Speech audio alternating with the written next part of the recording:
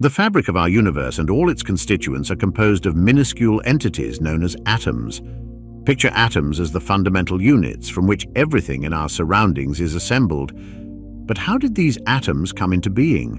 What is their origin? Despite their tiny size, could atoms collectively resemble a colossal cosmic atom? Envision an atom as a diminutive core known as a nucleus, encircled by electrons whirling around it at astonishing velocities. Now contemplate this. How do these electrons maintain their perpetual motion around the nucleus?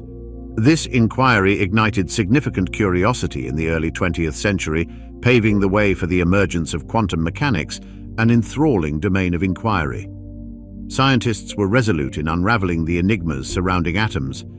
They discerned that each atom boasts a nucleus, serving as a central hub with a positive charge and considerable mass. Enveloping this nucleus are exceedingly minute electrons bearing a negative charge. Armed with this rudimentary comprehension, scientists embarked on crafting a more intricate model of the atom. Initially, scientists conceived of atoms as akin to miniature solar systems, with a central nucleus resembling the Sun and smaller particles orbiting around it like planets. However, this model encountered two significant challenges. Firstly, as charged particles move, they emit electromagnetic radiation. According to this model, electrons, being charged and in motion around the nucleus, should continually emit radiation, leading to energy loss and eventual collision with the nucleus. Yet, atoms endure far longer than a mere fraction of a second, rendering this model unfeasible. Secondly, atoms were observed emitting radiation at specific frequencies, unlike the continuous emission anticipated if electrons behaved akin to planets in the solar system. Let's delve into the contributions of Niels Bohr, a revered physicist hailing from Denmark who confronted these quandaries head-on. In 1913, he introduced a groundbreaking notion. Electrons within an atom do not move erratically, rather they are confined to precise, fixed distances from the nucleus. Bohr took it a step further by proposing a minimum distance that an electron could maintain from the nucleus, beyond which it could not approach any closer. Bohr's groundbreaking ideas were not mere conjectures. They were rooted in the pioneering work of Max Planck, a German physicist who had made significant strides in understanding radiation about a decade prior to Bohr's breakthrough. Planck's key insight was that when objects emit or absorb radiation, they do so in discrete, fixed amounts, rather than in arbitrary quantities. These fixed amounts were governed by a constant value known as Planck's constant. Building upon Planck's concepts, Bohr extended them to the movement of electrons around a nucleus. He proposed that the smallest orbit an electron could occupy would have a specific amount of angular momentum precisely equal to Planck's constant. Larger orbits could contain multiples of this constant, such as 2 or 3 times its value, but they couldn't exist in fractional amounts like 1.3 or 2.6. Bohr's detailed model laid the foundation for a deeper comprehension of atomic structure, unlocking insights into how electrons behave within atoms. However, a full understanding of why electrons follow specific paths and adhere to particular energy levels required further development of quantum mechanics. Electrons, like other subatomic particles, exhibit both particle-like and wave-like behaviors. While we might envision an electron as a miniature planet orbiting a nucleus, it can also be conceptualized as a wave enveloping the nucleus. When confined within a limited space, waves adhere to specific rules. They cannot possess arbitrary wavelengths, but must conform to patterns dictated by the space they occupy. An analogy to playing a guitar illustrates this concept. Only certain lengths of a string produce distinct notes when pressed down, just as the electron wave encircling a nucleus must conform to the available space, with the closest orbit corresponding to the first pattern of that electron's wave. As scientists delved deeper into quantum mechanics, they refined the model, yet the fundamental idea persisted. An electron's proximity to the nucleus is constrained by its quantum limitations, which prevent it from occupying a smaller space. This analogy, likening electron behavior to musical harmonics, facilitates an understanding of the intriguing link between quantum mechanics and the movement of particles on a minuscule scale. Another perspective on this phenomenon doesn't involve delving into the complexities of quantum mechanics. Instead, it focuses on the interplay of various energies. Picture an electron orbiting a nucleus. It experiences a pull towards the nucleus due to electric forces constantly attempting to draw nearer. Simultaneously, it possesses kinetic energy that pushes it away. For an atom to remain stable, these opposing forces must balance each other out. The total energy of the electron in its orbit, comprising both its kinetic and potential energies, is negative. Therefore, to remove the electron from the atom, energy must be added to the system.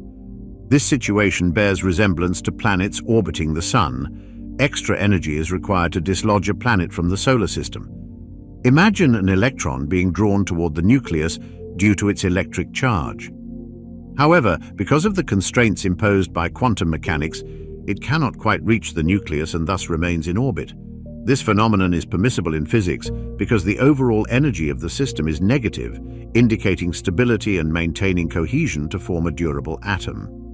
Now let's embark on a captivating journey to understand the genesis of the first atom, a journey deeply intertwined with the vast expanse of our universe. Everything around us, from the tiniest particles to the grandest stars, is composed of an astonishing multitude of atoms, surpassing comprehension in the observable universe. These atoms, the fundamental constituents of matter, consist of even smaller entities, electrons, protons, and neutrons, which in turn are composed of minuscule components called quarks. The narrative of these particles begins with a monumental event known as the Big Bang. The Big Bang theory offers insights into the origin of the universe, proposing that an immense amount of energy condensed at the universe's inception, leading to the formation of atoms. However, this account merely scratches the surface of our cosmic exploration, as comprehending the Big Bang in detail necessitates delving into the events of the early universe. Regrettably, the exact moment of the universe's inception remains elusive, leaving us pondering whether it truly had a definitive beginning. The Standard Model of Cosmology, our most reliable framework for understanding the universe's history, enables us to trace time back to a juncture near the universe's origin. According to this theory, a singularity, a moment of infinite density, marked the inception, where all matter and energy were compressed into an inconceivably tiny space. Nonetheless, some physicists cast doubt on the accuracy of this prediction. Our scientific expedition ventures back to a time incredibly close to the universe's birth, approximately 1 Planck time, about 10 to the power of minus 43 seconds. However, once we approach this juncture, our comprehension falters.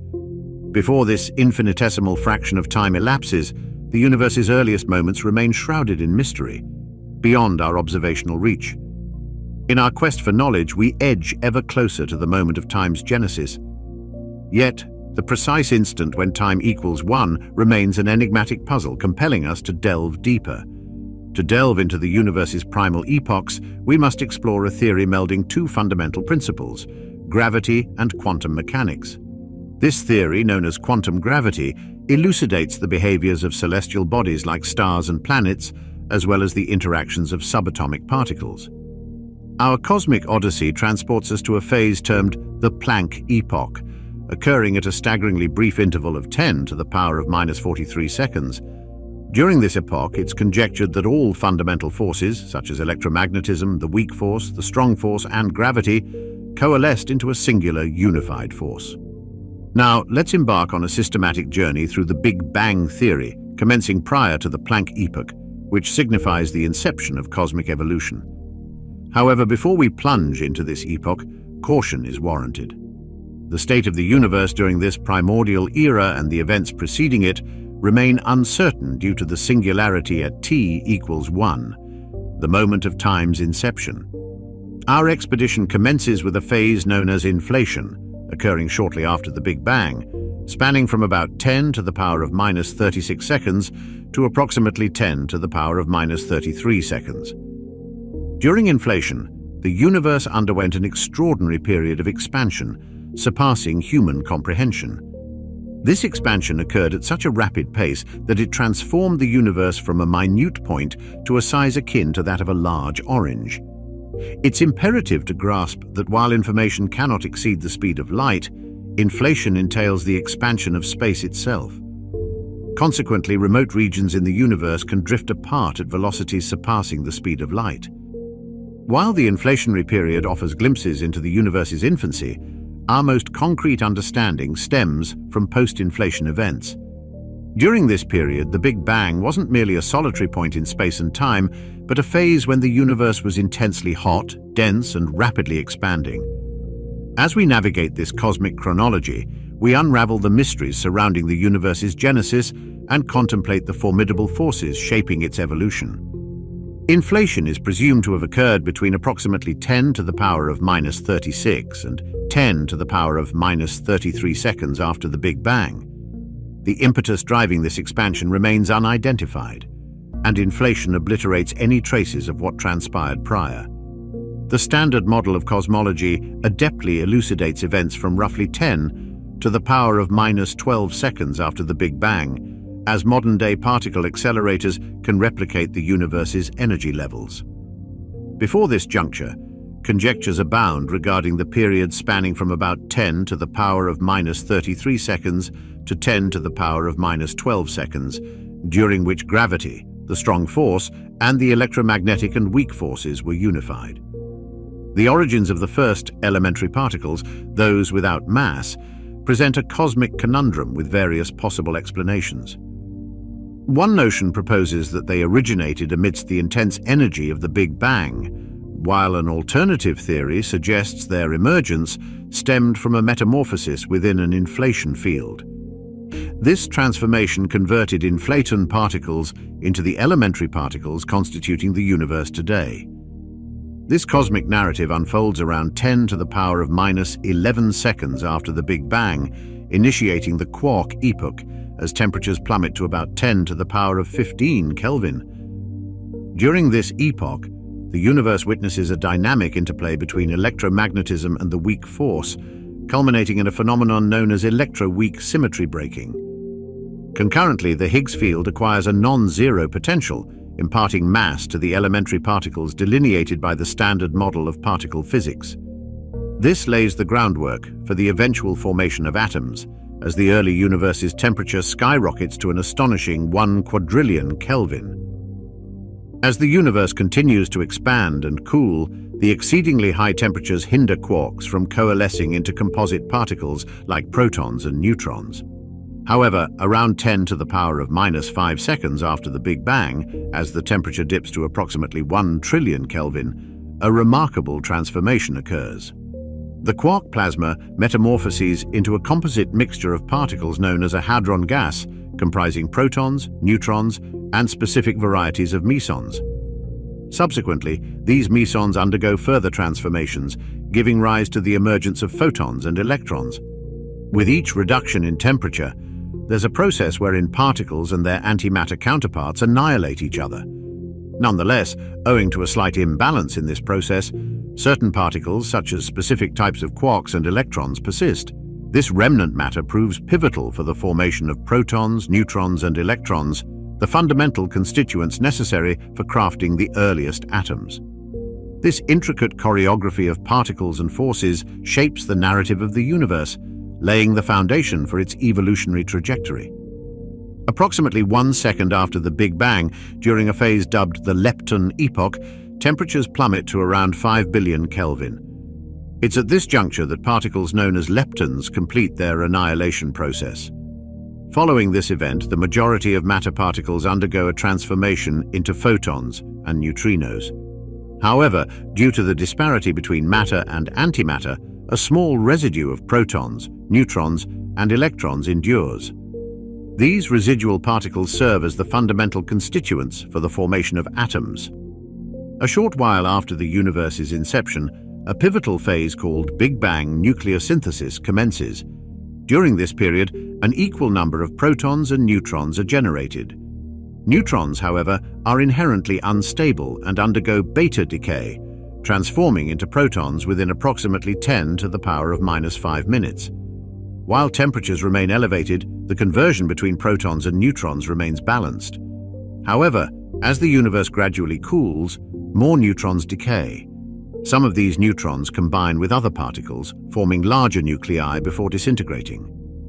Consequently, the universe predominantly comprises hydrogen nuclei, interspersed with helium-4 nuclei, and trace amounts of other elements like deuterium, helium-3, and minute quantities of lithium-9 nuclei.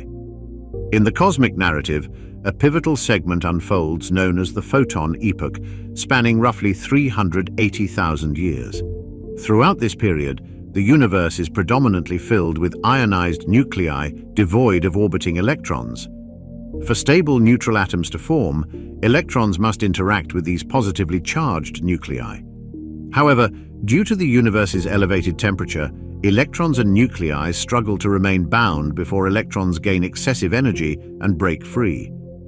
This perpetual disengagement creates a hazy environment where photons, carriers of light, incessantly collide with nuclei and electrons, impeding their progress through space. This phase endures until the universe cools to approximately 3000 Kelvin.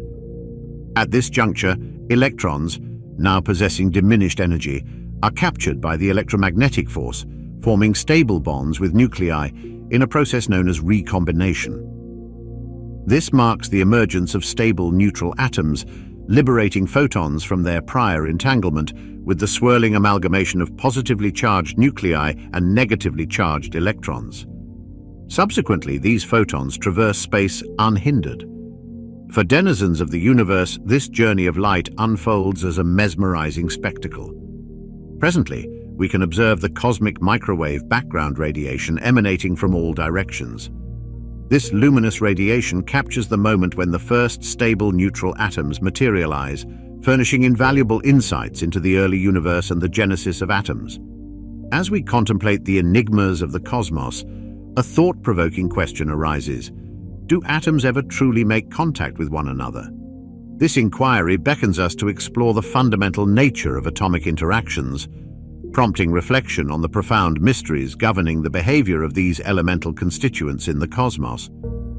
Atomic interactions are incessant, yet comprehending these exchanges demands a reconsideration of the concept of interaction. In our everyday encounters, interactions are typically observable or tangible.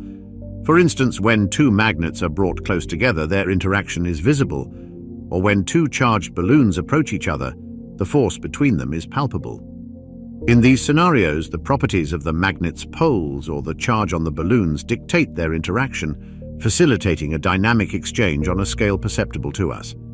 However, when we scrutinize interactions at the atomic level, the complexity amplifies. At this scale, atoms and molecules are in perpetual motion, colliding and spinning in a chaotic ballet. We discern that atoms lack a distinct boundary as we might anticipate. Instead, electrons exist within a probability cloud, delineating their potential locations. Quantum mechanics elucidates these probabilities, unveiling their extension throughout the cosmos. Although electrons typically remain in close proximity to the nucleus in most observable situations, the absence of a tangible surface implies that atoms do not physically make contact in the manner akin to our everyday tactile experiences. Nonetheless, there persists a profound and influential interaction between them. Atoms are in a constant state of interaction, primarily due to the electromagnetic force generated by the electric charges of electrons and protons within them. While this force technically extends infinitely, its impact becomes significant only when atoms are in close proximity. At times, atoms repel each other because of the electromagnetic force between their electrons. During such instances, describing their interaction as anything other than touching can be challenging, despite the absence of immediate contact. Nevertheless, it's still regarded as a form of contact. Consider a cup resting on a table at the atomic level. Even though there's space between them, the electrons on the cup's outer edge repel those on the table's outer edge, signifying a significant interaction. This is evident from the cup's stability on the table. The electromagnetic forces between the atoms counteract gravity's pull. On a broader scale, when we say two objects are touching, it reflects a similar interaction transpiring at the microscopic level. Atom interactions can vary, and they're not solely about being repelled by electromagnetic forces. When atoms draw close to each other, another force, known as the van der Waals force, a component of the electromagnetic force, can foster bonds between them, leading to the creation of molecules. In a molecule, atoms are essentially in contact with each other.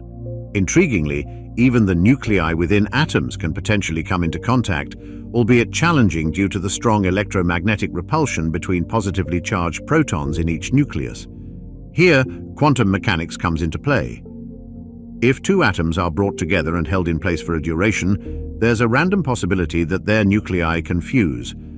This process, termed nuclear fusion, entails two distinct atoms merging into a single larger atom. When the involved atoms are lighter than iron, this fusion releases energy. This fundamental mechanism is how stars, including our Sun, generate the energy that sustains their luminosity. Let's delve into the concept of identical atoms within the same element. Contrary to intuition, two atoms of the same chemical element aren't always identical. This discrepancy arises because electrons within an atom can exist in different energy states.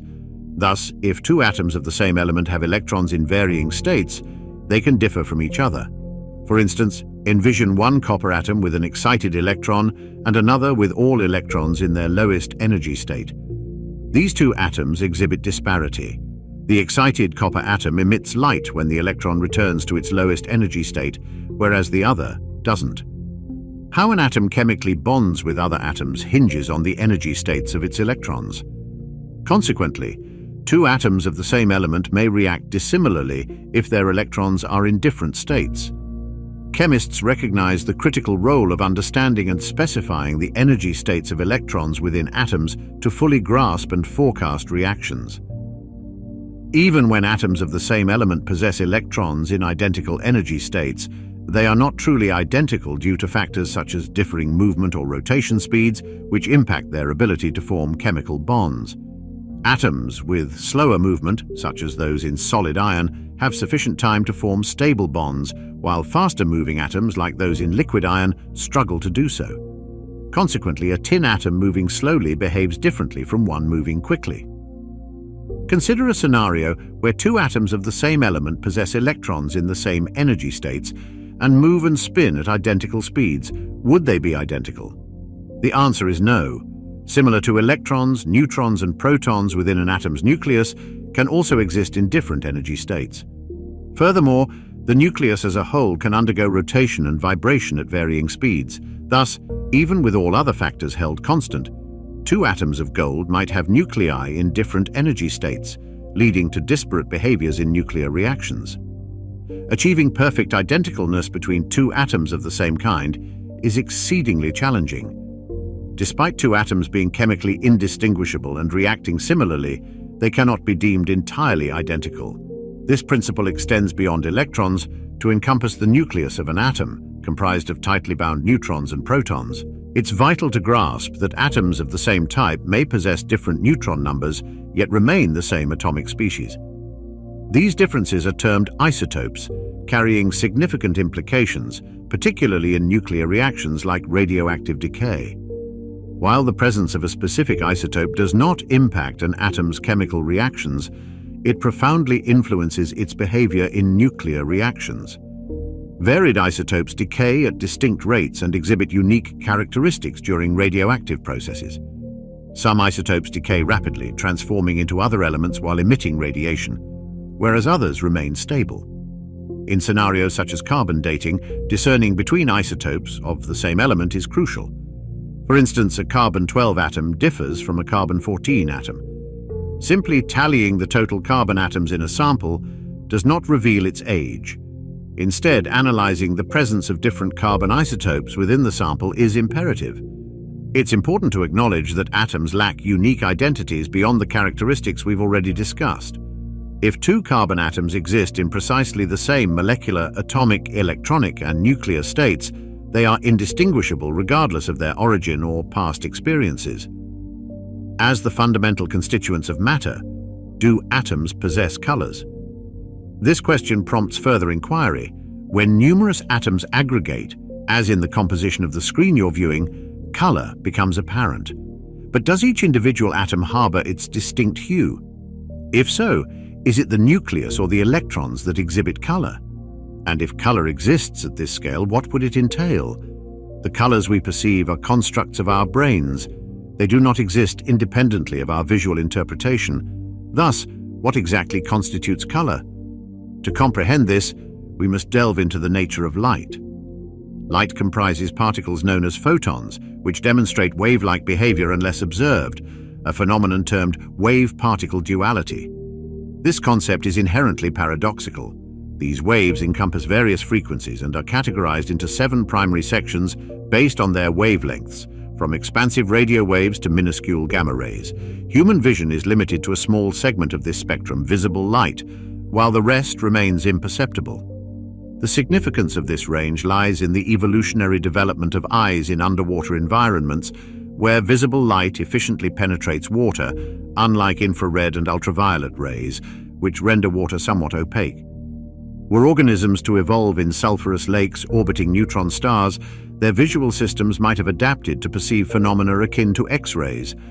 With this understanding, how does light form, and how does it contribute to our perception of color? Within the Sun's core, hydrogen nuclei undergo nuclear fusion under immense pressure, generating alpha particles and emitting gamma radiation.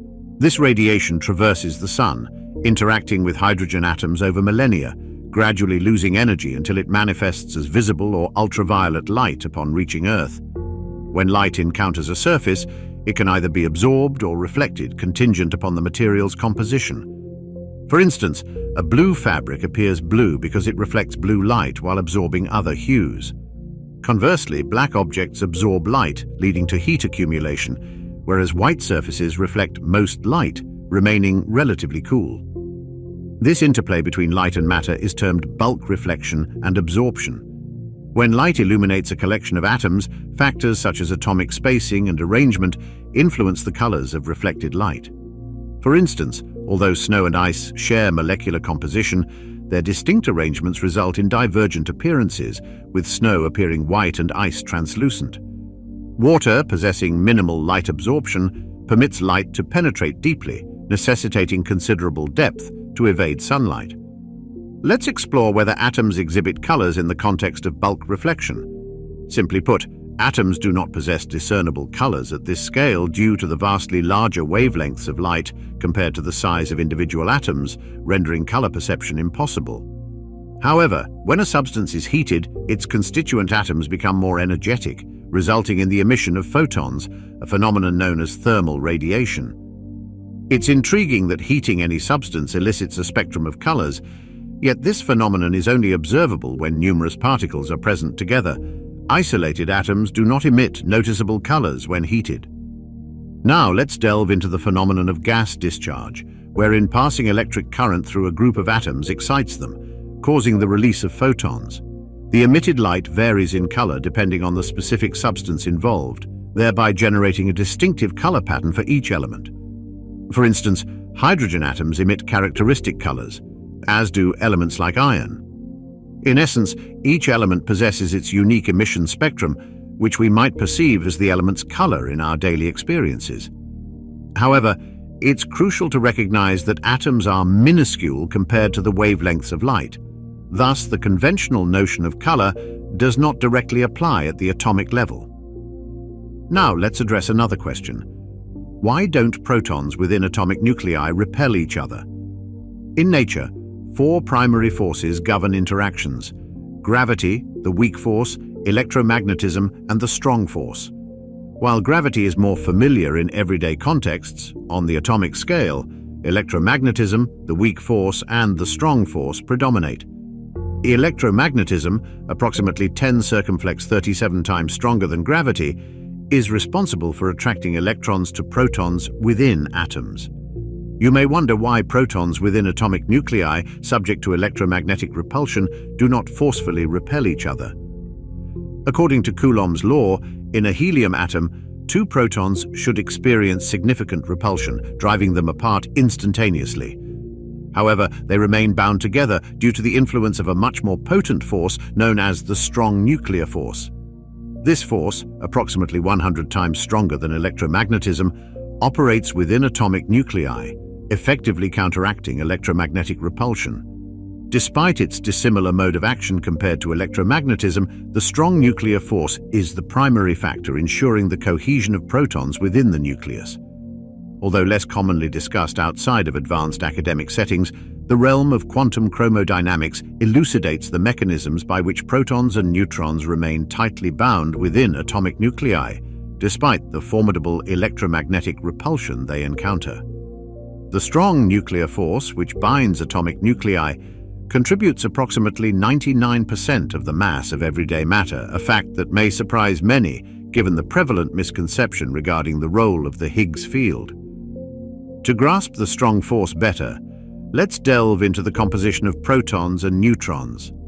These subatomic particles are comprised of even tinier entities called quarks, which form the building blocks of matter, along with particles called gluons that mediate the force between quarks.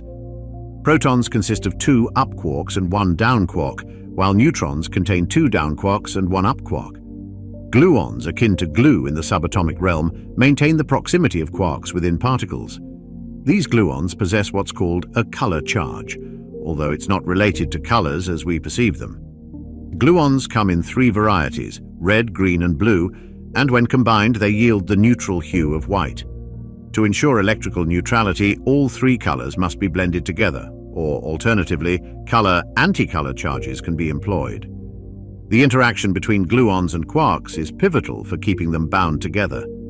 It's crucial to understand that the strong force predominantly influences quarks and gluons, acting as carriers similar to photons in electromagnetism. When quarks attempt to separate, it's akin to stretching a rubber band. Instead of allowing the quark to break free, the requisite energy generates a new pair of particles called a meson, comprising a quark and an antiquark. This principle dictates that free quarks cannot exist in isolation. They're always tethered to at least one other quark.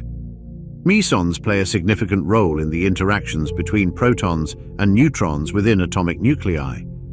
Although the strong nuclear force is weaker than the force operating within protons and neutrons, it far surpasses the repulsion resulting from the positively charged protons due to electromagnetism. An intriguing aspect of the strong nuclear force is its effective range, which is exceedingly short, approximately the size of a proton. Moreover, its potency diminishes rapidly with distance, thereby imposing a constraint on the maximum size of stable atomic nuclei. To gain deeper insights into its functioning, the strong nuclear force, aided by mesons, securely binds protons and neutrons within atomic nuclei. This force collaborates with the strong force, which binds quarks within protons and neutrons.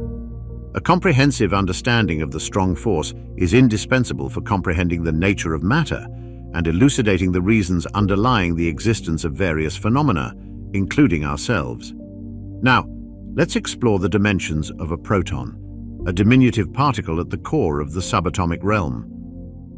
Despite extensive research into atomic properties, a groundbreaking experiment in 2010 challenged our understanding of proton size, providing a new measurement that contradicted previous beliefs. Following nearly a decade of meticulous scrutiny, scientists believe they've resolved this enigma, often referred to as the proton radius mystery. First, let's dispel some misconceptions regarding atoms. Contrary to popular belief, a proton isn't akin to a smooth billiard ball.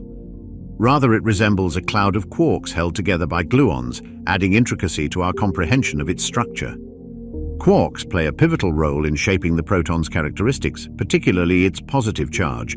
Therefore, understanding the extent of the region containing this positive charge aids in determining the proton's size. Over the years, scientists have employed 2 primary methods to ascertain the size of a proton. One method involves directing electrons at atoms, often focusing on hydrogen due to its simplicity. In hydrogen, featuring a solitary electron orbiting a lone proton in the nucleus, scientists meticulously observe the interactions between electrons and the nucleus to pinpoint where the proton's positive charge diminishes, indicating its boundary. The second method entails examining the energy required to transition an electron within an atom, from one energy level to another. Hydrogen is often utilized for this purpose because its electron isn't solely confined to circling the proton in a low-energy state. At times, it penetrates the proton itself. The interaction between the negatively charged electron and the positively charged proton influences their mutual attraction, thereby affecting the energy required for the electron to transition to a higher energy level. So, let's explore why the size of a proton matters and how scientists have sought to measure it over time. Initially, researchers used electrons to gauge the size, estimating it to be around 0.876 femtometers. However, a shift occurred about a decade ago when scientists turned to muons, which are similar to electrons but much heavier, about 207 times more. Due to their increased mass, muons spend more time within the proton, providing a clearer perspective on its size. In a notable experiment involving muonic hydrogen, scientists discovered that the proton's size was approximately 4% smaller than previously believed based on electron experiments. This unexpected finding prompted a re-evaluation of past conclusions and sparked curiosity about potential new physics or undiscovered particles. Exploring the proton's dimensions has become an exciting journey, challenging and expanding our comprehension of the fundamental constituents of the universe. In September 2019, researchers at York University in Toronto conducted a study using conventional electronic hydrogen. Employing an advanced technique called frequency offset, separated oscillatory fields. They measured the proton's size by elevating the electron to a higher energy level. Remarkably, their findings aligned with those from the muonic hydrogen experiment conducted in 2010. With a proton radius estimated at around 0.833 femtometers, the convergence of results from diverse methodologies provides a clearer understanding of the proton's size. This suggests that discrepancies observed earlier were likely attributable to measurement errors rather than indicative of novel discoveries in particle physics. Despite the apparent emptiness within atoms, they possess solidity, prompting questions about why objects cannot pass through this apparent void and why light cannot traverse the tiny gaps between atoms. To comprehend this, let's examine the behavior of electrons within atoms.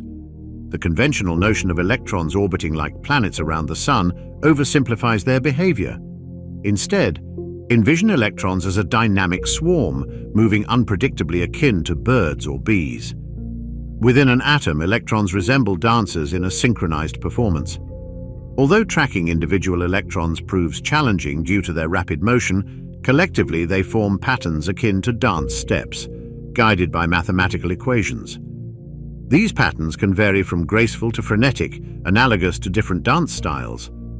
Governed by the exclusion principle, each electron follows its distinct pattern, never repeating the same step simultaneously. Viewing electrons as dancers aids in understanding the organized chaos within atoms, elucidating why everyday objects possess solidity. While electrons do not tire, altering their dance patterns demands energy. Acceleration necessitates energy input, while deceleration results in energy release, often manifesting as light. When light interacts with electrons, these tiny particles absorb some of its energy, causing them to move to higher energy levels. This absorption process slows down the light, making it more difficult for it to pass through materials, such as a table. Eventually, the electrons release the extra energy they absorbed, sometimes as light again. This exchange between absorbed and released light, coupled with alterations in electron movements, gives rise to reflections and colors. Altogether, this mechanism creates the perception of solidity in objects like a table. This prompts an intriguing question. If light doesn't penetrate deeply into the table, why does it feel solid when touched? The sensation of solidity when touching an object such as a table is linked to how electrons interact within atoms. As you reach out and touch the table, the electrons in your fingers come close to those in the atoms of the table. As they approach, their movements change because one electron cannot occupy the same space around the nucleus as another electron. Consequently, the approaching electron must jump to a higher energy level, requiring energy. Unlike when light is absorbed, this energy comes from the pressure exerted by your finger against the table. Pushing two atoms close together demands energy because all their electrons must transition to higher energy levels. Attempting to push all the atoms in your finger into those in the table necessitates a substantial amount of energy, surpassing what your muscles can easily provide. The resistance felt when pressing against the table arises from this energy requirement, elucidating why the table feels solid upon touch. Now, let's consider why atoms join together to form molecules. Despite the vast array of atoms, fewer than 100 different types that compose the world around us, The myriad substances observed in both space and living organisms arise from atoms' inclination to bond with one another. This bonding capability engenders a diverse array of chemical compounds and materials, essential not only for the myriad phenomena in the world, but also for the formation of complex structures crucial for life, energy sources, and even cognitive processes. In essence, the universe's vibrancy stems from atoms' propensity to combine and create new substances with distinct properties, governed by the principles of quantum mechanics at the microscopic level. Consider the air we breathe. Rather than individual atoms floating in isolation, they frequently unite to form molecules. For instance, oxygen typically exists as O2, comprising two oxygen atoms bound together, while nitrogen manifests as N2, and water adopts the form H2O, consisting of two hydrogen atoms and one oxygen atom. Atoms exhibit a tendency to form molecules because they seek a state of minimal energy akin to a ball rolling downhill, a natural occurrence observed throughout nature, such as the flow of rivers downhill.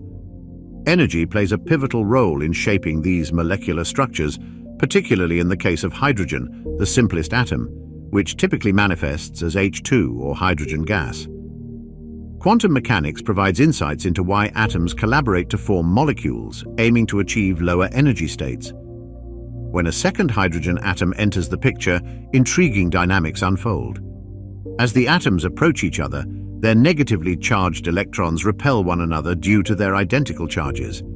Simultaneously, they are attracted to the positively charged protons in the neighboring atom.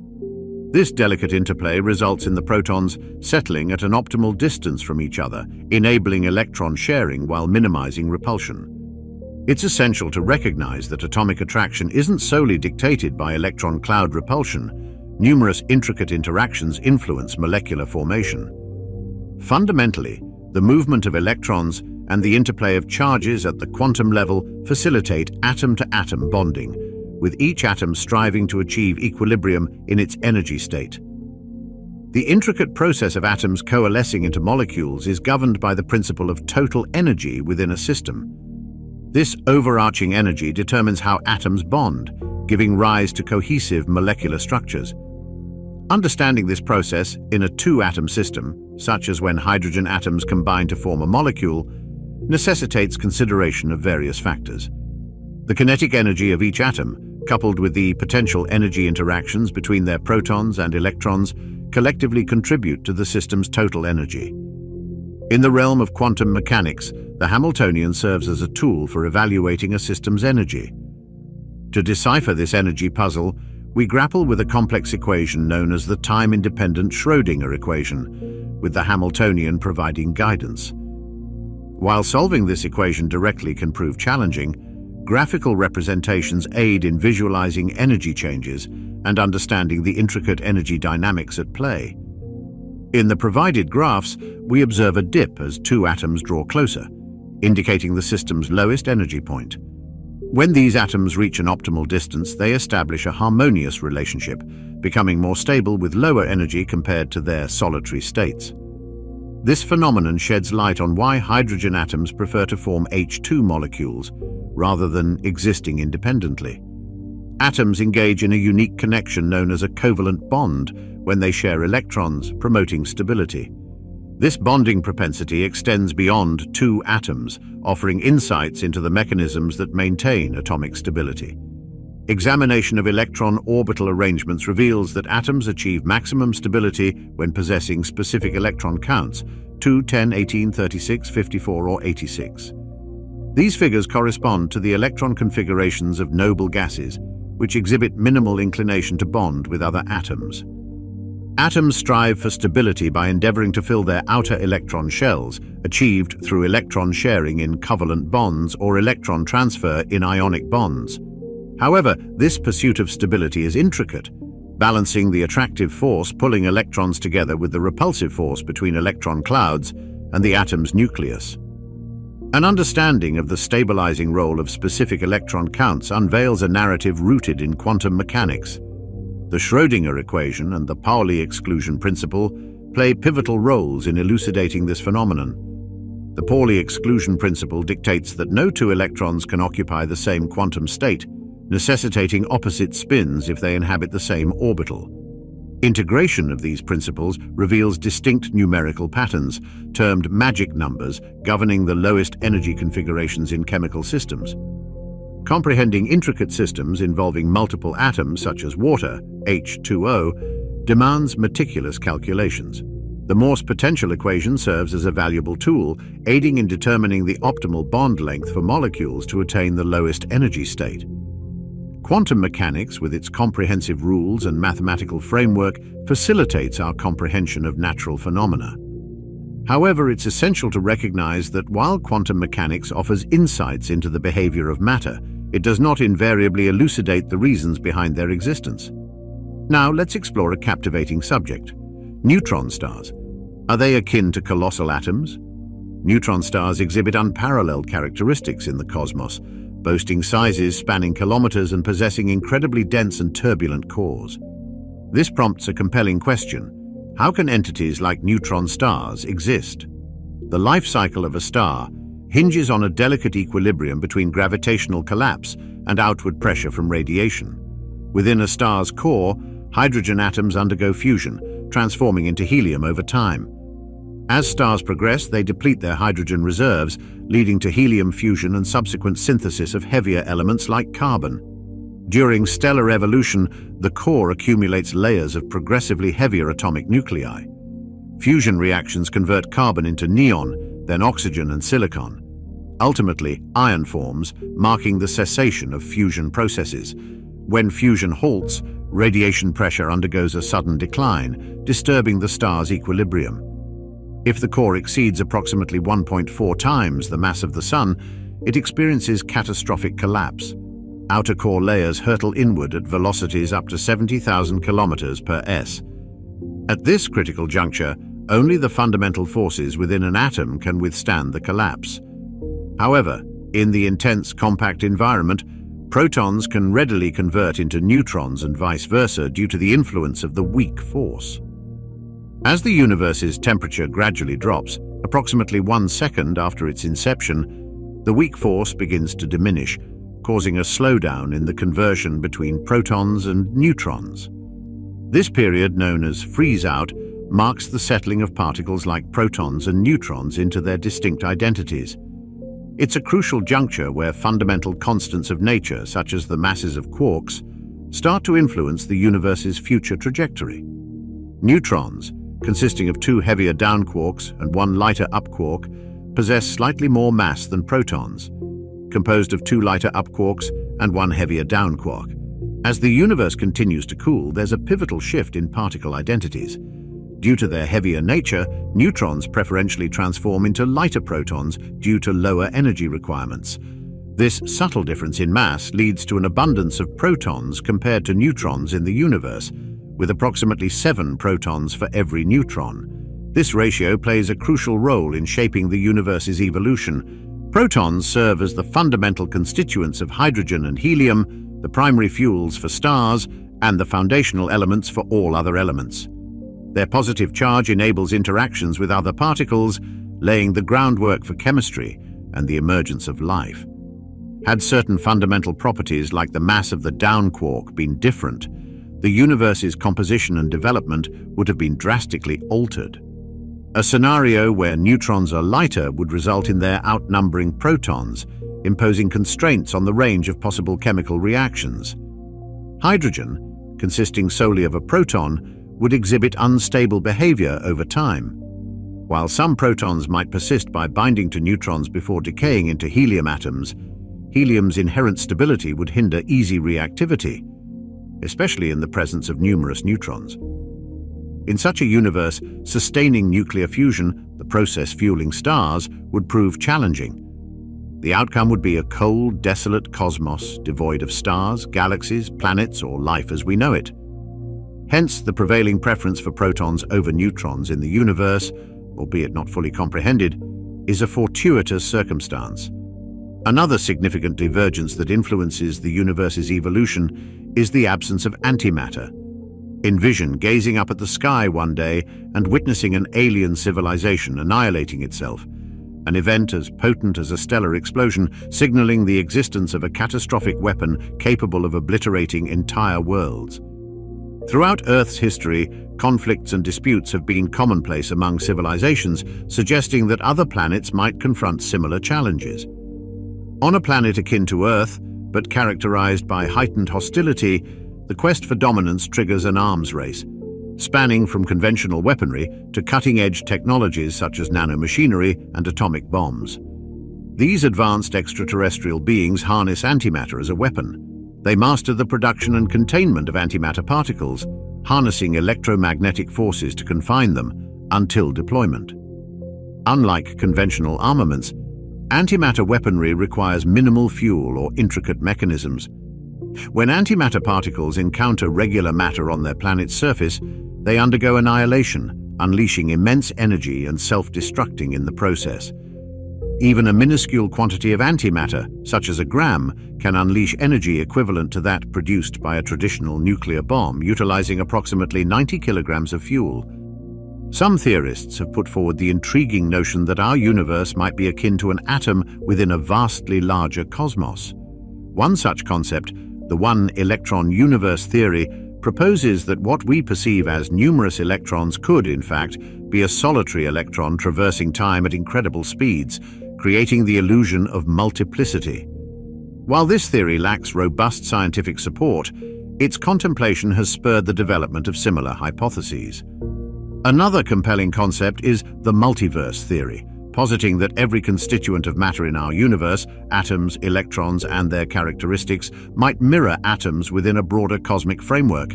This idea prompts us to envision the existence of myriad other universes, each governed by its distinct rules and attributes. It's akin to regarding our universe as a mere fraction of a grander cosmic puzzle. These theoretical frameworks prompt profound inquiries into the scale and expanse of the universe, inviting speculation about the existence of even grander realities beyond our perception. Within these frameworks, the notion of infinity assumes a prominent role, suggesting the possibility of universes infinitely larger than our own. From the vantage point of these expansive realms, our universe could appear as diminutive as atoms do to us. As we delve into the vast expanses of the universe, we are confronted with the prospect of something even more expansive lying beyond. This prompts contemplation regarding the potential existence of a comprehensive explanation that reconciles everything, from the minutest particles to the grandest galaxies. Scientists are diligently pursuing a grand unifying framework known as the theory of everything, which seeks to harmonize the principles of quantum physics, governing the microscopic realm, with classical physics describing phenomena on a macroscopic scale. According to prevailing scientific understanding, the universe originated from a minuscule, extraordinarily dense entity termed a singularity. Subsequently, it underwent rapid expansion in an event known as the Big Bang, culminating in the formation of the diverse cosmos we inhabit today. However, it's crucial not to equate this singularity with a conventional atom, as it harbored the fundamental constituents necessary for the eventual emergence of atoms. Although these concepts may challenge conventional wisdom, their contemplation is essential for elucidating our place within the broader cosmic framework. String theory has emerged as a prominent contender in the quest for the theory of everything. It posits that rather than resembling discrete particles, atoms might fundamentally comprise vibrating strings. These strings purportedly underpin all phenomena in the universe, from gravitational forces to particle interactions. Nonetheless, string theory confronts several enigmatic facets, particularly regarding the comprehension of dark energy, a mysterious force that constitutes a significant portion of the universe. Numerous string theory models grapple with elucidating the abundance of dark energy compared to observable matter. In a bid to unravel this conundrum, researchers at Uppsala University in Sweden have proposed a novel conjecture within string theory. They postulate that our universe might constitute a minuscule bubble within a broader cosmic construct that undergoes perpetual expansion. According to this perspective, undiscovered dimensions may exist, and dark energy from the larger universe outside our bubble may infiltrate, driving the observed expansion. If this idea proves to be correct, it would revolutionize our perception of the universe. It suggests that humans are minuscule components of a vastly larger and more intricate system than previously envisioned. However, it's crucial to acknowledge that this remains a theory, a framework for scientists to ponder significant questions. Even though we might appear insignificant from this standpoint, it doesn't diminish the importance or meaning of our lives. Now, let's contemplate a timeless quandary. What happens to your atoms when you pass away? Throughout history, billions of individuals have lived and died. According to the law of conservation of matter, which asserts that matter cannot be created or destroyed, one may wonder about the fate of all those atoms. Do they persist in some form after death? Let's delve into a fascinating concept, the notion that the atoms from deceased individuals endure and play a role in shaping the world around us, embarking on an ongoing journey through the cosmos. By exploring this idea, we can uncover the intriguing mechanisms behind this transformation. The human body comprises various substances, with water being predominant. Upon death, the water in the body undergoes transformation. It either evaporates into the atmosphere or infiltrates the ground. The pace of this process is influenced by factors such as temperature and environmental conditions. Even if the water remains in liquid form, it eventually becomes part of Earth's water cycle, transitioning into vapor, ascending to the clouds, and precipitating back to the ground as rain. A substantial portion of this rainwater finds its way into rivers, lakes, and eventually becomes the water we consume. This water serves numerous purposes in your body, including cell formation, temperature regulation, and vital bodily functions. Some rainwater is absorbed by plants, essential for photosynthesis, a process wherein plants utilize water, carbon dioxide, and sunlight to produce carbohydrates and oxygen. The oxygen emitted by plants is indispensable for sustaining life, while the carbohydrates from photosynthesis become part of our diet through the consumption of fruits and vegetables. This cycle exemplifies how the atoms of deceased individuals persist in the cycle of life, connecting all living organisms and illustrating the fluidity of atoms across various forms and functions. As we examine how atoms and molecules traverse the body, let's delve into metabolism. When you ingest carbohydrates from plants, a crucial process occurs: the generation of substances vital for plant survival, such as carbon dioxide and water. This initiates a cycle wherein the elements you generate support plant growth and vitality. Now let's consider the fate of the tissues in your body, composed of carbohydrates, fats, and proteins. These tissues undergo metabolism facilitated by approximately 100 trillion bacteria inhabiting your body, primarily in your gut, which have been with you since birth. Typically, your immune system regulates these bacteria. Upon death, the immune system ceases to function, allowing bacteria to commence tissue breakdown. This metabolic process, akin to a slow combustion, sees bacteria utilizing tissues for energy and replication. The molecules in these tissues transform into water and carbon dioxide, analogous to combustion outcomes. Additionally, proteins in the body emit gases like nitrogen oxides and ammonia, potent greenhouse gases that trap heat in the atmosphere and contribute to global warming. Even posthumously, the elements in our bodies continue to participate in environmental processes. Even after death, bacteria continue their activity within the body. Initially, they consume oxygen, paving the way for anaerobic bacteria to thrive. Unlike their oxygen-dependent counterparts, these bacteria can function in the absence of oxygen. As they decompose tissues, they generate malodorous byproducts such as methane, hydrogen sulfide, and ammonia. Apart from their unpleasant smell, these byproducts are potent greenhouse gases. Over time, these gases escape from the body and disperse into the atmosphere. Therefore, when you detect unusual odors outdoors, you could be inhaling atoms derived from deceased individuals. Moreover, as your body decomposes, additional atoms and molecules are released into the soil beneath. For every kilogram of dry body mass, approximately 32 grams of nitrogen, 10 grams of phosphorus, 4 grams of potassium, and a gram of magnesium eventually contribute to the soil. Surprisingly, these components act as natural fertilizers for plants surrounding the burial site, benefiting the local ecosystem. Now, let's consider the alternative process of cremation. During cremation, the intense heat converts the majority of atoms in your body, hydrogen, carbon, nitrogen, oxygen, and sulfur into gases. This transformation marks a significant change in the state of these atoms, representing another chapter in the intricate journey of elements within the cosmic cycle.